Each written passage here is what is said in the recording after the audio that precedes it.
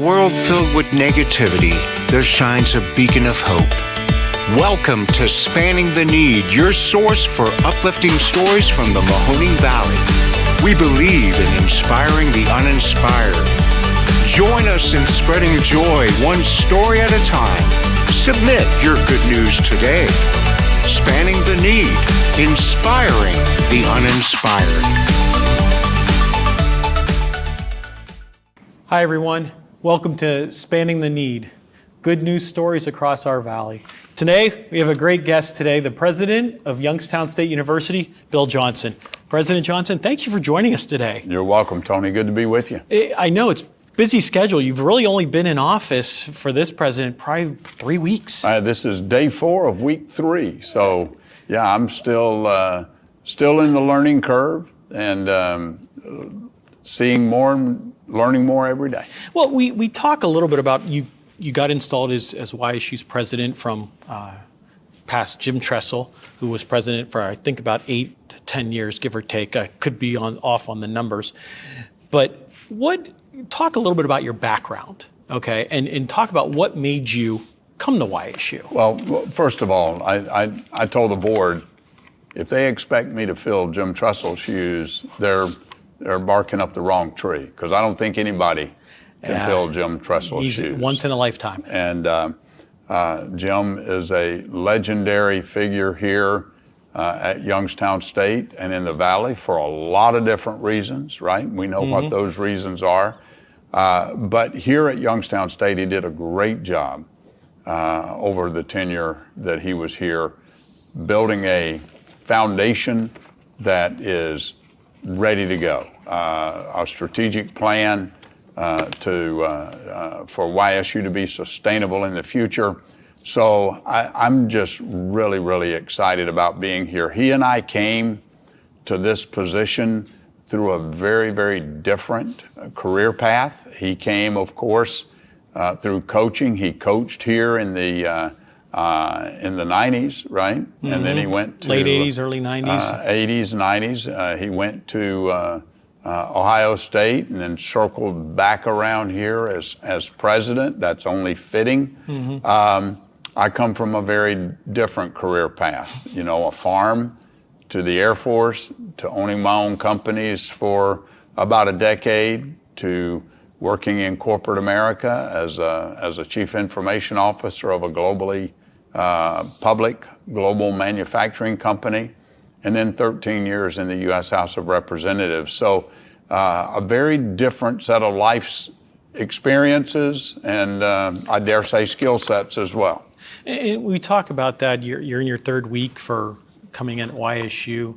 What do you think, what could people take out as what's your vision when it comes to YSU, when it comes to under your leadership, and what kind of goals do you feel that you want to achieve here? You know, I'm still early, so I'm not prepared today. I've got them, they're in here, but I'm not prepared to outline for you very specific goals and timelines and milestones and those kinds of things. That's under development. But I can tell you that I don't know how to dream small. You know, from those early days on the farm where I didn't think I was college material to a 27-year Air Force career, I learned to set high expectations for me, high expectations for the organizations that I was so honored and humbled to be able to lead. And so my goal and vision for Youngstown State is very, very simple. I want it to be the anchor university in Northeast Ohio. I want every university in this state to be looking at Youngstown State through the windshield, not the rear view mirror. I want them to be trying to catch up to the kinds of innovative and creative things that we're doing to not only enhance the student experience for the reason that we're here. And why are we here? Because of our students, right? They're the reason that we're here. But also as we grow faculty and empower faculty to do the amazing research and things that they do, how we're going to go about addressing declining enrollment in higher education, not just here at Youngstown State, but across the country. And We're that not the seems only to be ones. that seems to be a big thing. It is a big just thing. across, and I think we look at it as not just Youngstown State, but which you did have an increase in enrollment for spring, and we look at that. Hey, it's not just us. It's Cleveland State. It's Akron. It's Ohio State. That's right. And we, how do you engage the community? Like, hey, we're here. We want to serve you. When the notion has always been that, hey, you don't need a 4-year degree, but you still can come here for technical skills as well. So how do you kind of be a positive impact and really engage the community? Look, we need the full spectrum of educational opportunities. Yet not everybody's cut out to go to a 4-year college, and we get that, right? But you need people that do things. They're in a service-oriented industry. You need people that make things, manufacturing, the building trades, construction, those kinds of things. You need those kinds of people. And there are a lot of jobs in our region for those skills, right? But you also have to have the people that create things, that dream and envision new products, that design and engineer things, right?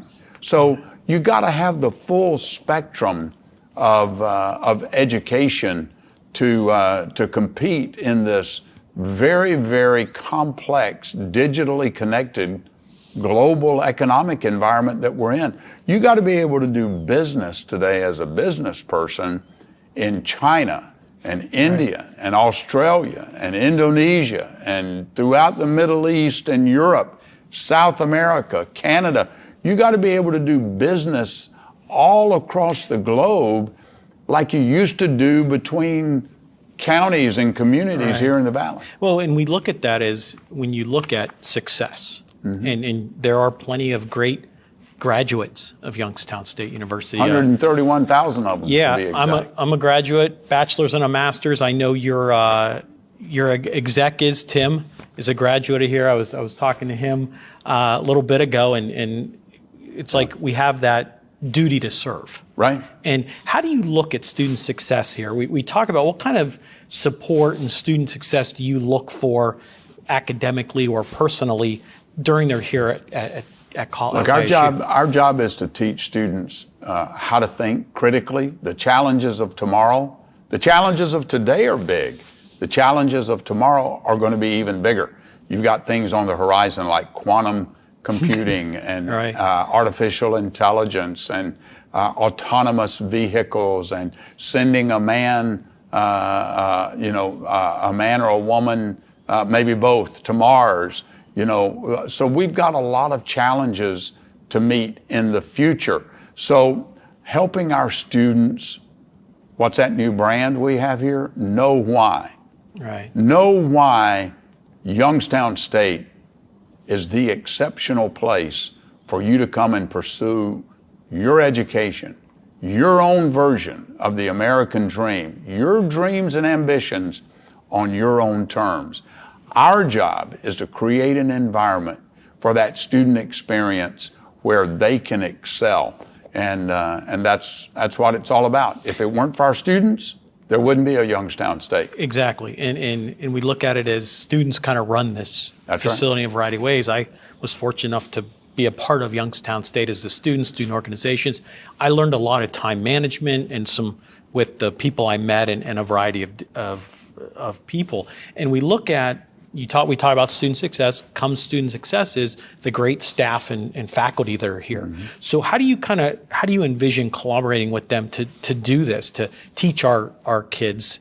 And we kind of look at how do you ensure positive, like, hey, we're here all together, like you said. If there's no students, YSU's not here. Look, I've told every faculty member I've been fortunate to meet with and every staff member, I didn't come here to fight with anybody. I came here to listen and to help create an environment where you faculty, you staff, can do what you do better today than you did yesterday and hope to do better tomorrow than you do today.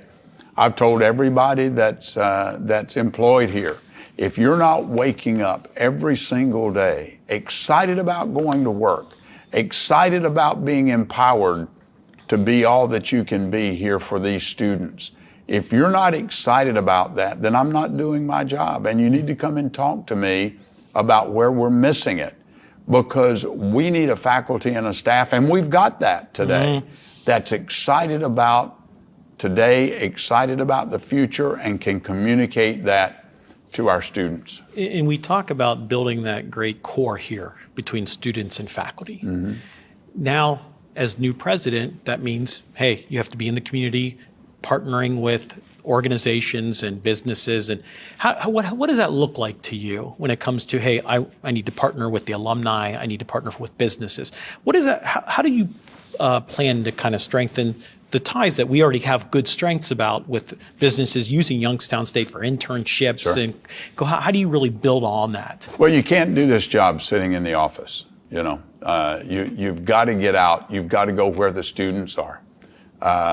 Enrollment, we talked about enrollment. Enrollment is down for many different reasons. Population decline, the number of high school seniors, both public and private.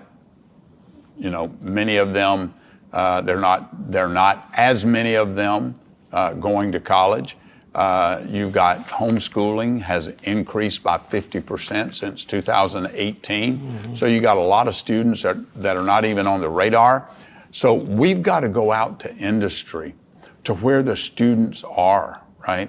I came up through the United States Air Force. Had it not been for a little school in southern Alabama called Troy University that reached out to our base, the base I was stationed at, to say, hey, come and get your education here at Troy University, I would not have known about it.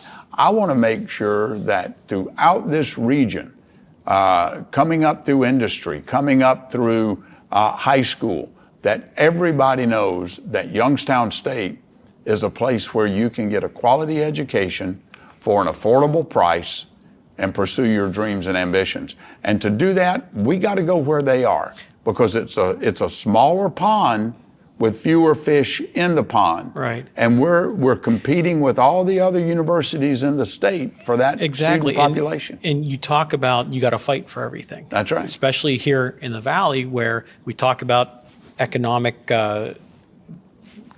situations, decreased demographics. I mean, this area used to be city of Youngstown used to be, 160 some thousand people in the late 70s, early 80s.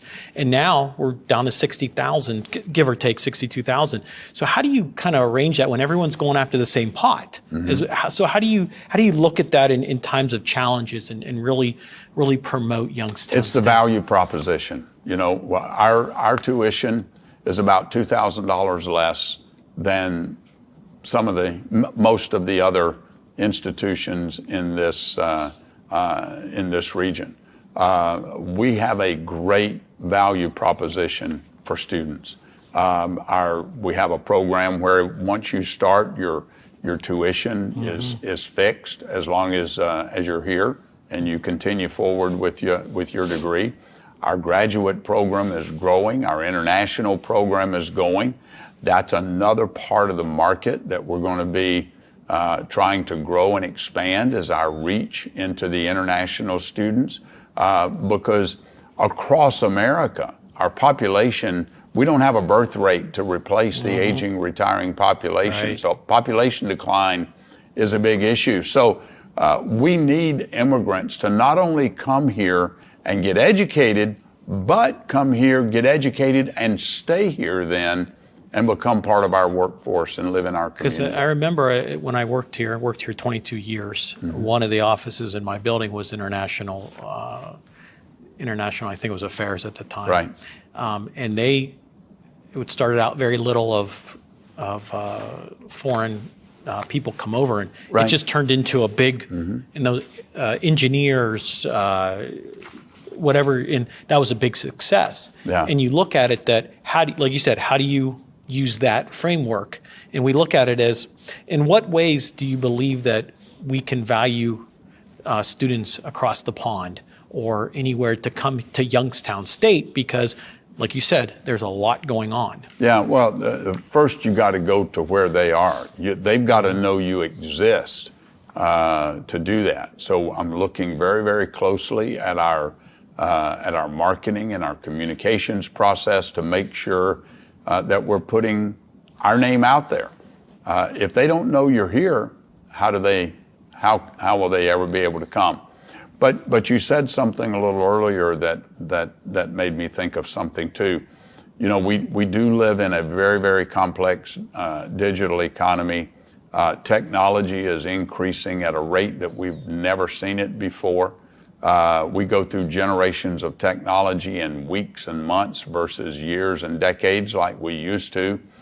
But there's another aspect of the quality of life, you know, the humanities, the arts. We want to emphasize those too. You know, those are the how you do things. There's an old saying, people will not always remember what you say or what you do, but they will never forget how you make them feel. Mm-hmm. And to exist in a global humanity and treat people with dignity and respect, right? That's the how part. Nothing brings that together like a love of the arts and the theater and music and those kinds of things. And we want Youngstown State to maintain its strong legacy in those arenas as well. And we look at those types of situations where, like you said, well-rounded student. Right. So you graduate and stuff, you want to be around it on those humanities and a variety. What does it look like for you future-wise when it comes to, hey, we're 15,000, 14,000 students. Do you want to look to grow that? Do you want to look to add programs that really benefit? Because I know, like you mentioned earlier, we're just, not everyone wants to go to college. We want to look at technical side of it, like I forget what the TCTC or the TC. What does that look like in your opinion? Do I want to grow it? Absolutely, I want to grow it. Mm-hmm. You know, I want to not only be the place that students want to come to get their education because of the value proposition, because of the student experience, mm-hmm. but I want professors, I want teachers, I want faculty and staff to want to come to work here because they sense something different about Youngstown State University. During my press conference when my selection was announced, we did a video the night before my start date, and I drew an analogy between Youngstown State Penguins and our real penguin friends in the animal kingdom, and we have something in common. This is like a family here. Penguins in nature, they are a family. They protect each other. If you've ever seen a penguin documentary, you know, they live in some of the harshest climate conditions known on our planet, right? The frozen Arctic Circle. And the way they survive is by huddling up and taking turns standing on the outside against the harsh winds and battling the elements so that everybody gets a chance to stay warm in the middle mm-hmm. of the flock. And that's what we are here. We're going to be battle tested. We're going to be family oriented. We're going to stand with each other, and we're going to work hard to see that every student that comes here gets a chance to succeed. And as we kind of wrap up here, what would you like to say to the community? What kind of message? Because you know how it is. You can't reach everyone, no matter if it's a press conference or anything. So what message would you like to give to the community, if any? Sure. I'm grateful to Jim and Ellen Trussell for the hard work that they did and the amazing job they did putting a strategic plan in place for the sustainability of the institution. But to everybody else, stand by and watch. I'll leave it at that. Youngstown State's best days are ahead of us. And we appreciate you taking the time, and I have some fun questions that some people submitted. I think you've probably answered a couple of them in our previous interviews. What do you think, and just kind of rapid fire, you know, you've done this. So if you could give us, oh, by the way, congratulations and thank you for you and your First Lady donating $100,000 to the new Student Center. I appreciate that as an alumni to see the Student Center. Sure. That's one of the big things that a lot of students look at as well. Like you talk about overall. That's home away from home for most of our students. Instead of just a dorm room. Yeah. And so if you could say one thing in your career, you've served in the military, thank you for your service.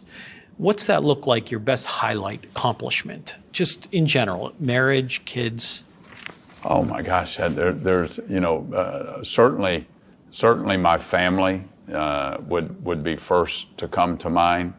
I've got 4 amazing children, 6 grandchildren, a wife that has been and continues to be such a tremendous partner in not only this journey but previous journeys. So I'd say family is by far and away the most important aspect of my life.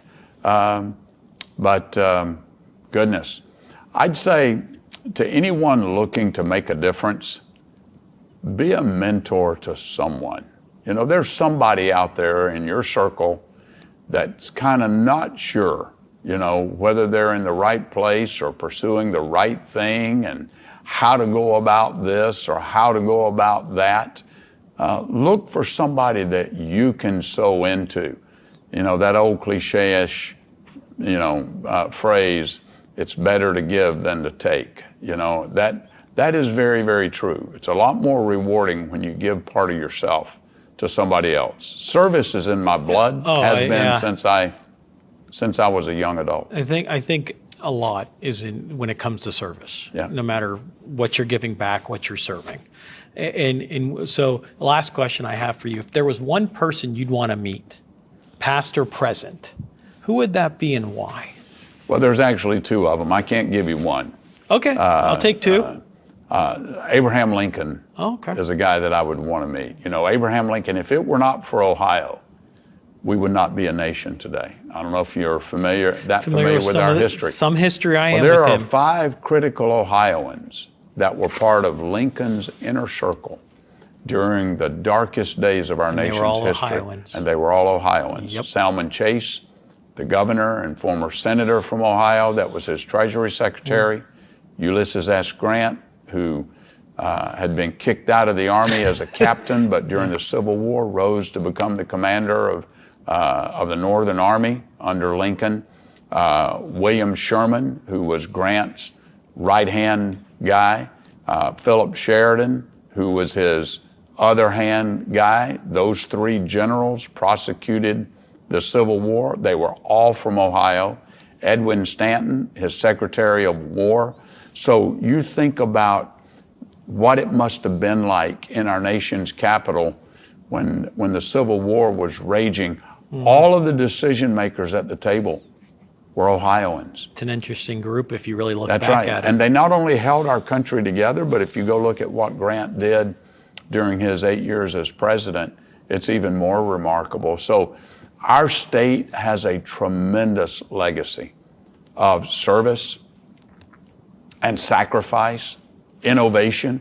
If you look at what happened after the Civil War from 1865 to 1975, look at all the innovations that came out of our country to the rest of the world. How many of those came from Ohio? Yep. The airplane, the light bulb with Thomas Edison, space travel, Neil Armstrong, John Glenn, the first oil well. Guess where it's at? Cleveland, isn't it? It's not in Oklahoma or Texas where they would like you to believe it is. It's in Ohio. It's just off of exit 25 on Interstate 77. And I think that's because that's where people don't realize that's where Standard Oil started. Yeah. And if you watch those types of history thing, that is.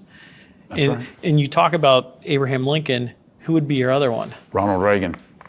Ronald Reagan, came into office. People thought he was a bumbling fool. They thought he was a Hollywood actor that knew nothing about governing. If you go back and read a book called Reagan in his own words, in the years between his governorship in California and his announcing his run for presidency in the 1980 election, he did a 3-minute segment every day, 5 days a week, that was syndicated around the country on the radio. He told the American people by the millions what he was going to do, what he believed, and what he thought of this country. And it didn't come to anybody, it didn't come as a surprise to anybody that knew him what kind of leader he was going to be. And he broke the mold. So. Yeah. Well, I appreciate you taking your time. I know you have a busy schedule ahead of you. We thank you for joining us for the start of this season with President Johnson, who will be at YSU for a very long time. And we hope he's very successful, and we wish you nothing but the best of luck. Thank you very much. Good to be here. Everyone, have a great night. Thank you.